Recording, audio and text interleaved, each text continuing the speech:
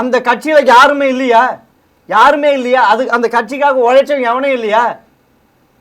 உண்மையில அந்த கட்சியில இருக்கிறவங்களாம் எப்படிதான் நான் கூசாம மினிஸ்டருங்க துணை முதல்வர் உதயநிதி சொல்றாங்க. எனக்கு ஒன்றும் புரியல சார். 2019 வந்தாரு, 21 வந்தாரு, 22 மினிஸ்டர், இப்ப துணை முதல்வர் யாருண்டு இல்லையா? உங்களுக்கு என்ன பட்டா போட்டு வச்சிருக்கா இது தமிழ்நாடு? அது வந்து நீங்க சொல்ற ஒரு வேதனையை வெளிப்படுத்துறீங்க.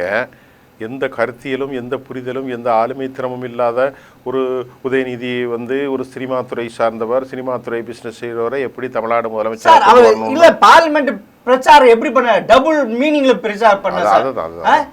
வெற்றி கொண்டா மாதிரி பேசுறாரு சார். இல்ல அப்படி ஆறுமுகம் மாதிரி பேசுறாரு சார். அவர் ஒரு மினிஸ்டர் ஆகுறது தகுதி இருக்கா?